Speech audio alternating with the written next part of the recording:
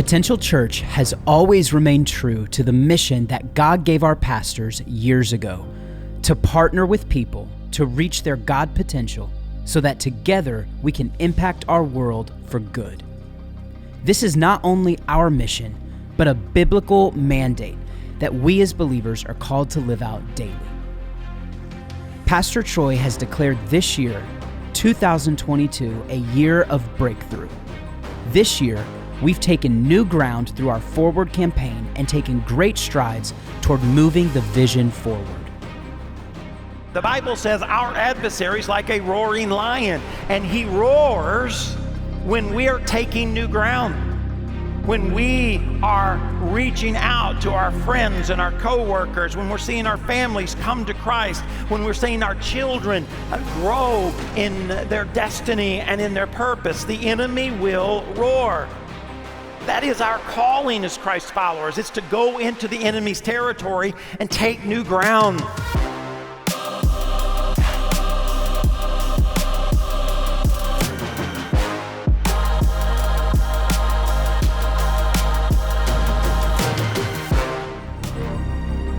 For over 40 years, we've been able to impact the lives of thousands of people, families, and organizations across South Florida and beyond. We've provided aid to countries struck by war, natural disasters, and turmoil, helped countless individuals become part of a church home, and seen families cared for, loved on, and challenged to take their next step toward Christ. So I have a challenge for you. Is that there are some of us, maybe here, and you're living with someone, but you haven't made the commitment. And you're lying to yourself because you're trying to convince yourself that you're just as committed. You just don't have the paper. The paper is the commitment. She was like, we need to get married before we get baptized. She said, I want to do this, I want to do it the way God intended to do it. And then the next weekend, there we were. Now pronounce you husband and wife. Patrick, you may kiss your bride.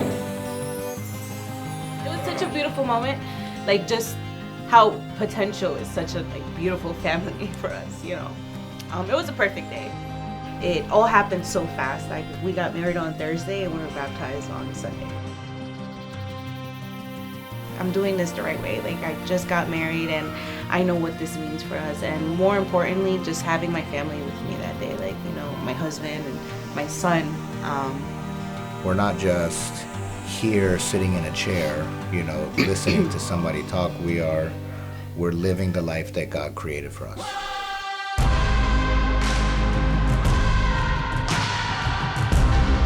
When I turned the TV on, I sat down on the floor right in front of the couch, and he pointed at the TV. He says, how is what you're doing? How is it working for you? I knew at that moment that that was God. And he knew exactly where I was at. He knew me. So after that, God led me into a prayer of salvation. I was like, wow, for the first time I was free.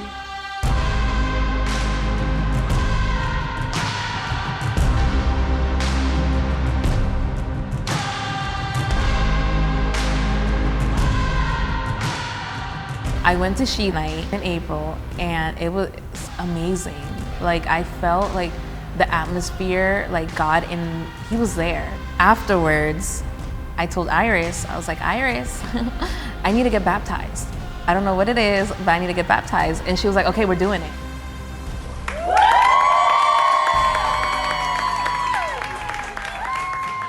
She was there through it all. She's seen the happiness, and she's seen the bad.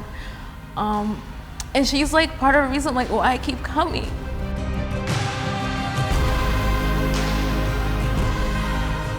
Sacrifice to me means giving up something that you value so you can give God the opportunity to work in your life.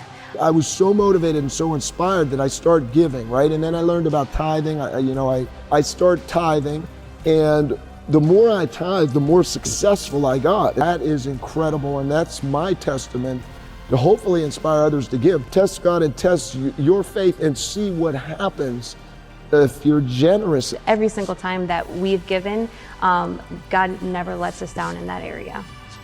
The impact you're having over in the Ukraine. As you know, we received an offering several months ago that we immediately set over there that's helped children get out and be protected. The other thing we're doing is building homes.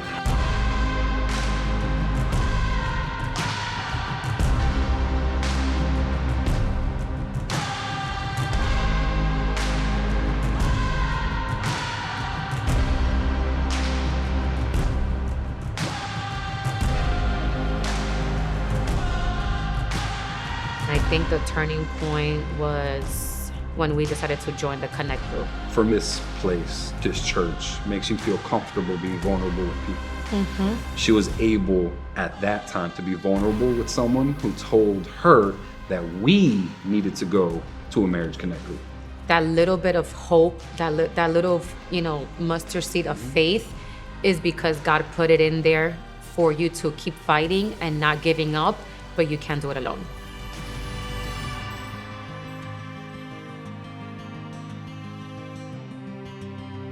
I didn't always serve.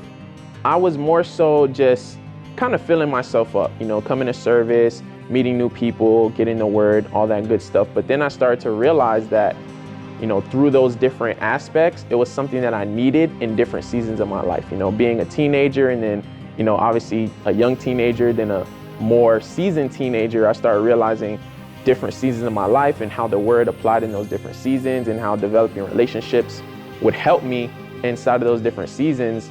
And what got me to really start serving is I realized that I wasn't the only one that needed those same things.